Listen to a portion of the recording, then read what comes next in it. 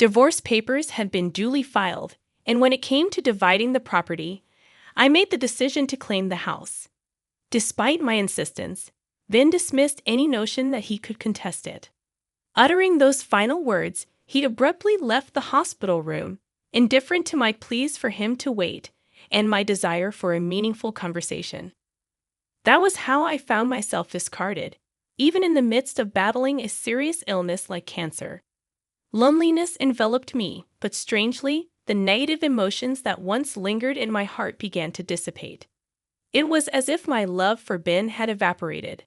At that moment, I acknowledged that Ben, who had insulted me and consistently acted selfishly, deserved some form of retribution. I began calmly strategizing my revenge. My name is Wendy Morgan, a 50-year-old housewife living with my husband Ben. Our marriage, devoid of children, had spanned 30 years. Initially, I believed we were a supportive couple, but an irreparable rift had developed between us.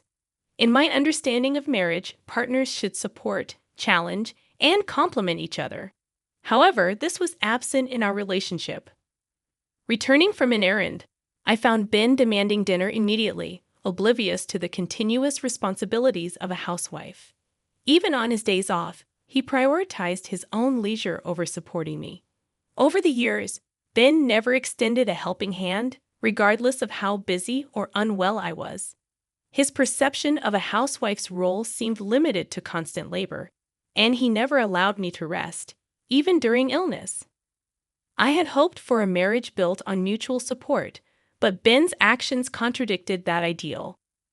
The early days saw me attempting to bridge the gap, but Ben remained resolute, asserting his belief that as a housewife, I had no grounds to complain. Love had long faded, and I didn't anticipate unwavering support in everything. Still, I longed for simple kindness during challenging days. Ben's refusal to acknowledge my humanity and hardships widened the rift between us, turning our marriage joyless and meaningless. I grasped the situation more acutely than anyone else. It was during this realization that I sensed something awry with my health. While I had always been prone to illness, this time felt distinctly different. I promptly reached out to my father, who escorted me to the hospital, where I received the diagnosis of cancer. Fortunately, it was detected early, and the doctor assured me that I could commence treatment immediately. Eager to begin the healing process, I implored my father to bring only the essentials from home. Hastily, I navigated through the hospital admission procedures. Unable to meet Ben that day due to his work commitments, I conveyed the disquieting news to him through a brief message. I informed him, "Cancer has been found, and I'm being hospitalized for treatment immediately." In these moments of anxiety about the uncertain future, Ben's image crept into my thoughts. Despite my belief that my love for him had waned, a latent desire to face him properly and continue our life together as a couple lingered deep within my heart. Even though Ben had consistently been aloof and indifferent, I envisioned a scenario where, now that I was weakened, he might express concern and ask, "Are you okay?" I yearned for some warm words and would have been content with just one visit. I wondered if he struggled with meals and household chores in my absence. I felt remorse for not being able to fulfill the household duties I had always taken for granted. However, as days passed in the hospital, Ben never visited. He had read my message, and yet there was no expression of concern, not even a simple reply acknowledging the situation. His apparent indifference despite my serious illness shook me to the core, causing profound pain. Realizing the futility of my expectations, I decided to stop anticipating anything from Ben. With this newfound mindset, I faced the grueling battle against the illness. The treatment was as demanding as expected, marked by enduring pain and suffering.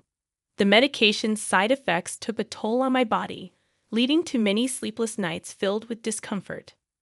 There were moments when I contemplated giving up on treatment, allowing my deteriorating body to take its course and end my life.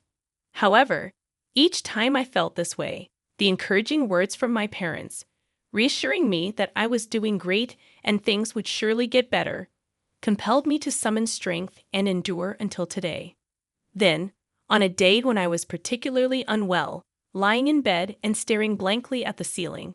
The door to my room unexpectedly swung open. It wasn't the day for my parents to visit, and I couldn't help but wonder who had entered. The identity of the visitor became clear as I shifted my gaze and saw Ben standing there. Had he finally come to visit me, genuinely concerned about my condition? As he looked at my emaciated face with hollow cheeks, a whirlwind of emotions left me speechless. Would he come to dislike me even more? Without displaying any concern for my state, Ben sat on a chair next to the bed, stared at me, and laughed. So this is how bad one can look with cancer, huh? You don't even look like a woman anymore. His words made me feel as if the blood had drained from my face. These were words that should never be said to someone fighting cancer. I didn't want him to say anything more, but unaware of my feelings, Ben continued with even more hurtful words. Ever since you've been hospitalized and not at home, every day has been like heaven. The house is a mess, but I don't even have to go back there. Life is so comfortable without you.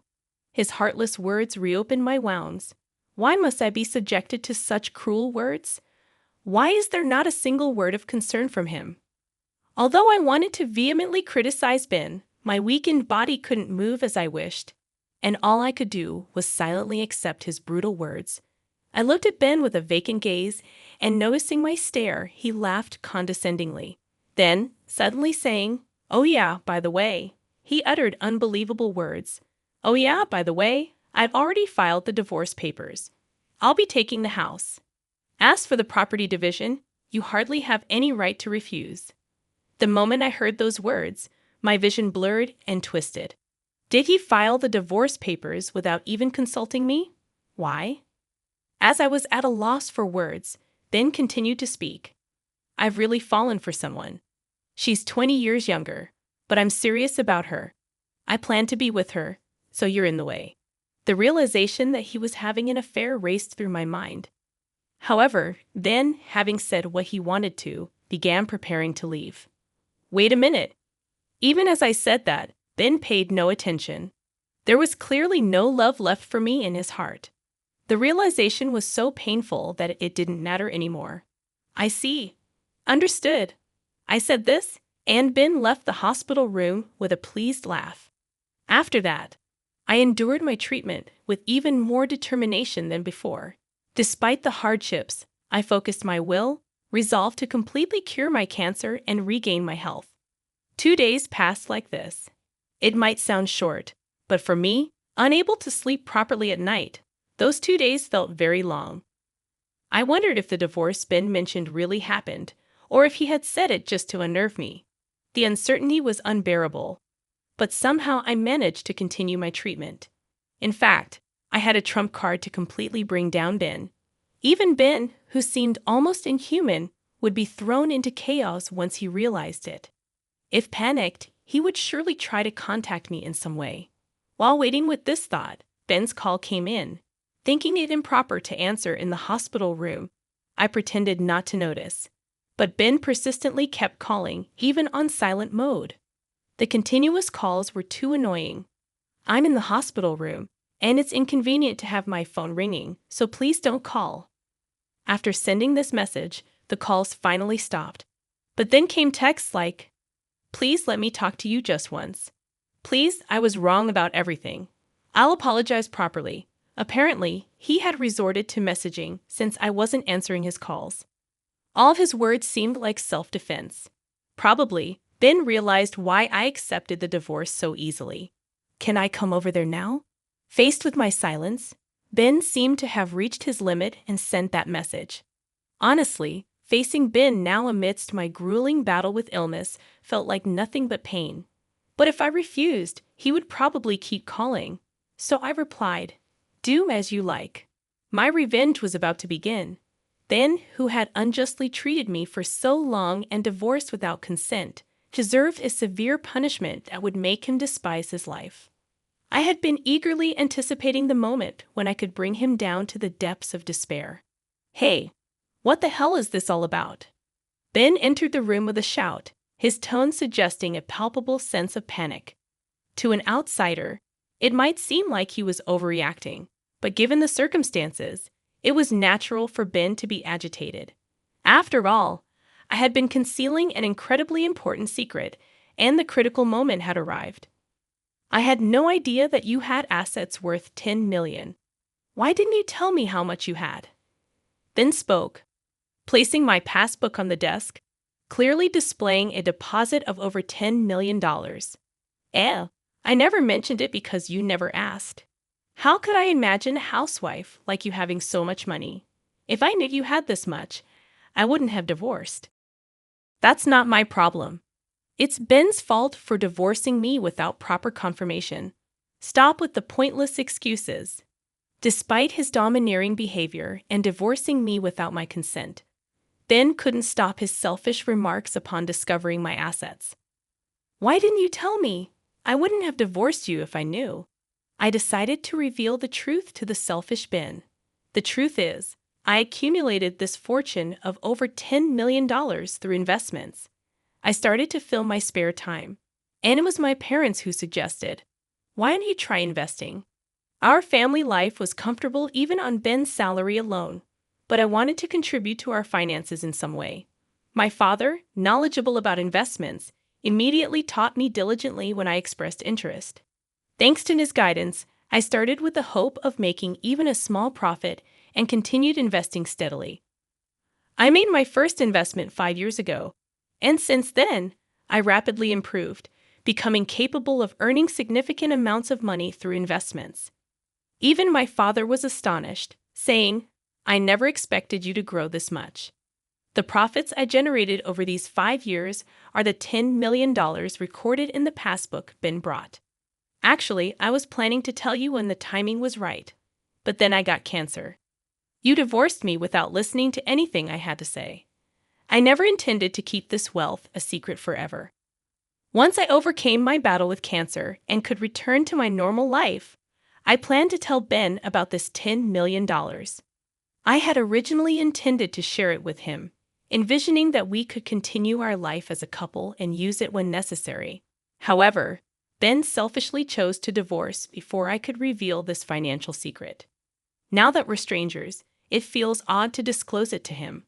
Given this outcome, the entire $10 million probably belongs to me. As I recounted my story, Ben's face flushed, and he began shouting, "If I knew you had this much money, I wouldn't have divorced you. It's your fault for keeping it a secret, so pay me $10 million in the property division. You need to atone for the sin of keeping secrets from your husband." Whether he was panicking over the reality of such a vast fortune or frustrated that he couldn't get his hands on it, Ben started saying the unthinkable. Since we were already divorced, no matter what, it was impossible to give him this $10 million. Still, Ben, seeing but unable to reach the $1 million right before him, started making unrealistic demands. In response, I unintentionally laughed, then yelled at me. "What are you laughing at? Stop belittling me. I've always been annoyed by your attitude. I never thought you'd be so cunning to have such a fortune as a wife. A wife's assets belong to her husband. You have to give me this $10 million. I never intended to keep this secret forever. I was planning to tell you. But you divorced me first. Stop making excuses. It's all your fault for keeping secrets." Without any recollection of making excuses, Ben became more enraged with each word I spoke, blaming and berating me. His shouting was too much for my head, still recovering from illness, and I couldn't bear it. Realizing it was futile to continue talking with Ben, who wouldn't accept my words and would surely try to make me the villain, I quickly ended it. "Enough is enough. You divorced me of your own accord, right? Who filed the divorce papers without my consent? I always thought your behavior was terrible, but I never imagined you could be so cruel. To think a person could feel this much frustration." Now my heart was filled not with the pain of battling cancer, but with resentment towards Ben. He should have realized that shouting this loudly would affect my weakened body. More than that, I couldn't suppress my anger towards this selfish person who sat arrogantly beside my bed, accusing me with words born from his self-centered thoughts. Do you know what I thought when I found out I had cancer? I thought that answering him might make Ben worry about me a little, be kinder to me, and reconsider his feelings. Instead, he didn't even come to visit me in the hospital. When he finally showed up, he told me he had filed for divorce without my consent and that he would take the house. How could he be so selfish and then come here criticizing me for having substantial assets? I've said it many times, I never intended to keep it a secret forever. I was planning to find the right time to tell you. You destroyed that chance with your own hands. I had never blamed Ben this much before. I had always forgiven his selfish behavior, thinking we were a couple who should support each other. I never scolded or reprimanded him, always enduring for his sake. But the reason I could endure and keep going was that I had love for Ben. I truly loved him. But now, I don't have any love left for him. All I feel is uncontrollable anger and disbelief towards Ben, who only speaks selfishly. How can someone be so self-centered? What kind of upbringing leads to such a lack of empathy? After all, a person who indulges in an affair and divorces without consent can't possibly have serious thoughts. I was too stunned to speak, realizing it was futile to harbor any doubts. Please, my girlfriend found out you have $10 million and says she'll divorce me if I don't get it from you. If I don't get this money, I'll be all alone. You still love me, right? Don't you want to help the person you love? So Ben's mistress also knows about my $10 million fortune. He must have carelessly told her. From Ben's story, it seems his mistress is also quite obsessed with money. Birds of a feather flock together, I guess. As much as Ben and his mistress seem to be a match, I couldn't care less about him. No matter how much suffering comes his way, it has nothing to do with me anymore. Please, I'll do anything. Just give me the $10 million, otherwise I'll suffer. Please help me. I had never seen Ben so desperate, and his expression seemed so ridiculous that I couldn't help but laugh. At the same time, I felt disappointed and miserable, realizing he had never been this desperate about anything related to me. The more we talked, the colder my feelings for Ben became. I realized that talking to him anymore was pointless. No more dealing with this rotten man could possibly lead to my happiness. I felt foolish for suffering and hoping during my illness that he might come and speak kindly to me one day. Oblivious to my feelings, Ben continued to plead. Please, I'm begging you. Help me. But I couldn't bear to hear his words any longer. Please leave now, I said. Ben started to plead with a look of desperation. Even that was noisy and unpleasant to me.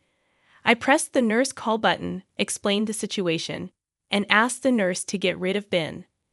A security guard came and forcibly removed him from the room. Please listen to me. I need you, he shouted until the moment he was thrown out. But I no longer accepted any of his words. Afterwards, he visited the hospital many times, but the nurses, knowing the situation, never let him near my room again. According to a friend, Ben, unable to get the $10 million, disappointed his mistress and was promptly divorced. Now left alone, as for me, I continued to confront my cancer with determination and finally recovered and was discharged. The relief of overcoming my difficult battle with cancer and the newfound energy I felt were more precious than anything. Now I'm living a peaceful and relaxed life, gradually using the assets I grew through investments.